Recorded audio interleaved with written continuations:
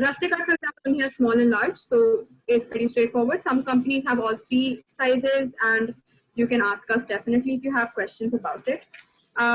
The important thing to remember is that there's a very small difference in the diameter actually between the cups. So it really doesn't make too much of a difference. The main reason that there are different sizes is to just accommodate for a slight difference in the strength of your vaginal walls. I think Sumira ma'am wants to ask a question, ma'am. No, I didn't have a question. Thanks. I just wanted to let somebody ask for the video if it could be recorded and if they could get it. I said we'll put it up on the on our channel. Okay. But I think there is a question from there's another question out of it in the chat. If you could address that. Yes. Yeah. There's a question about there's been a rapid decline in the menstrual age of women and girls when they Right. So definitely a menstrual cup is a lot easier to use the older you get. And we would say that we have had a lot of 15-year-olds use a menstrual cup very easily. They haven't had too many issues with it. But we would suggest that if that person's body is not ready for it, you can start with biodegradable pads or cloth pads and then move from there. Cloth pads can again become a little bit tedious in terms of maintenance, and if the girl is going to school, it can be an issue. So I think biodegradable pads are a great option if they're very young.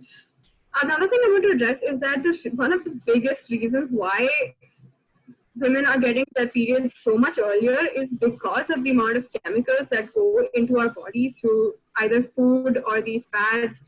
Just the way we're consuming and our lifestyle, it's causing a rapid change in the hormone levels in our bodies as well. And that's actually a big reason why, I know after switching to sustainable products, I get way fewer cramps. And this has been true of many, many menstruators who switch to sustainable products. So I think hopefully if we start using some better products which have fewer chemicals, that should also improve the age at which people get periods. You're not supposed to get your menstrual cycle until you're around 16 or 17. So, you want to add something? No, just wanted to address the second part of the question is how do we go around with education around periods and even sex education for that matter. So technically it is mandatory for schools to have sexual education, but many schools don't do it simply because they feel uncomfortable doing it. They don't have enough information themselves, or sometimes the students or the parents have a problem with it. So it is many factors which can lead to this.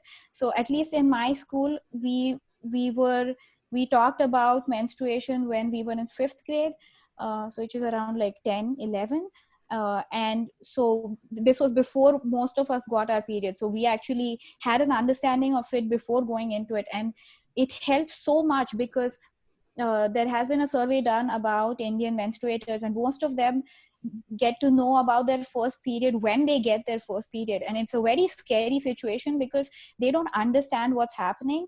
And many times their family members feel uncomfortable talking about it. So all they'll get is like, this is a pad, use it. That's all they know about it. And so talking about this, I think, needs to start from the family itself. But in many cases, families themselves feel very uncomfortable. So I think schools and education bodies should very clearly address these topics, and especially menstruation before it begins, and even sexual education around 6th, 7th grade, because it is very important. And not knowing about these topics can be a very difficult thing. So truly it is I think something that needs to be done by schools.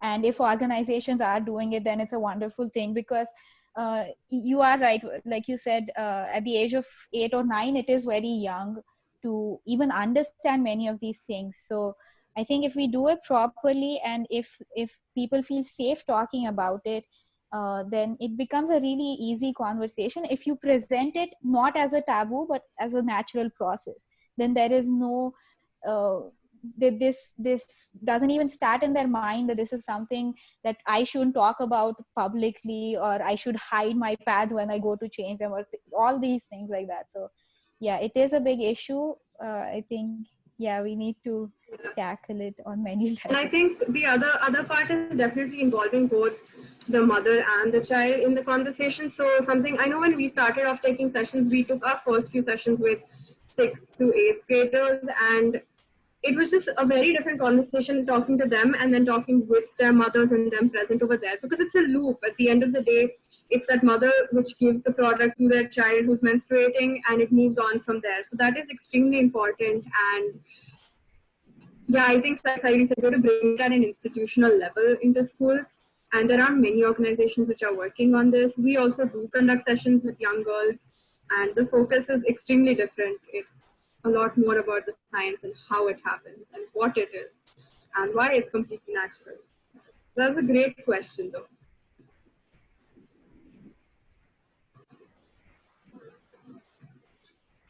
Are there any other questions about products or general menstruation or any other thing? If there are menstruators who are maybe thinking about switching to something, if they're not, why not? Because I think it's important for us to also know what are some inhibitions in people's minds, so we can talk about it if we have the chance to.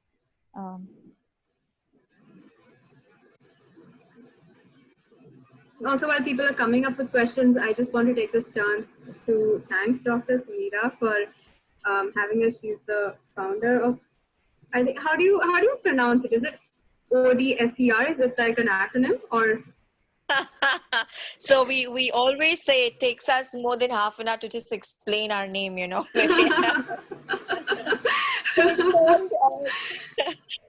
I'm going to try and keep it really short right now, and I'm going to say it's called Sure. OTSA, and Okay. it's the female version of Buddha, and Okay. that's why the name OTSA was chosen, because we mainly work for women empowerment, and mostly to do with women, you know, women rights and stuff like that. So that's why OTSA. And I don't know. I really don't know how much to thank you. I know Tuba isn't over here today, but I know she initiated this entire thing. And always thank you for taking this forward. Thank you, you Thank you, girls, me and Ketal Mehta, another member of the managing committee. We on WhatsApp were just chatting and telling each other that, God, at your age, we were so naive, just complaining about the cramps that we had. Like, we feel so lost right now. Like, so much of appreciation for the work that you girls do. I love the comfort zone that you all are in. You know, till you girls came up here, I used to feel very proud that I could have explained that I'm the kind of a mother who has a boy, and you know, he knows the entire thing and he knows everything about menstruation and stuff like that. But today he is here on the call, and you know, he's been turning around and giving me those looks like, "Acha, ye bhi, mom, this too," and I'm it's like saying thank you. There's so much that Ketal and I, like I said, you know, it's not just the rural area, the women in the rural area who are uneducated. It's so much of us who are uneducated about these stuff, because I don't think we give this so much importance, you know, like, or we don't think it's so important to go ahead and, you know, learn so much about it. You know, it's something that happens, you know, we need to get over and done with and move ahead. But thank you so much. You've really changed perspective. I think for a lot of boys who've attended this today, and for a lot of boys and men who will be watching it as well, I think you girls are fantastic, and I love your comfort zone. And again, so I'm going to right away offer that our NGO would love to be a part of whatever you do. We will get back to you, and somebody from the team will be in touch with you, and we would love you to come and speak to it. We have a school called St. Anthony's, and I will be Okay. speaking to the principal personally, and I think we'll do a session first for the teachers, and then I'd like you to come down and speak to the students as well. So as soon as schools That would be begin, lovely. yeah, and maybe one of these online sessions for the teachers as well. I think we must do it. We must do it. So we will go ahead and do that. Sure. Thank you so much, Thank you honestly, for so having us. much. This was our pleasure, and we would love to do that. We take sessions in Marathi, Hindi, English as well.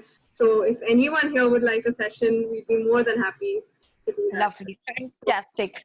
Urbez, I think I'll let you end the session, but thank you, girls. I am really in awe of what you do today, and we've all been very, very well informed today. Thank you very much. Urbez? Thank you. Yes, thank you, ma'am.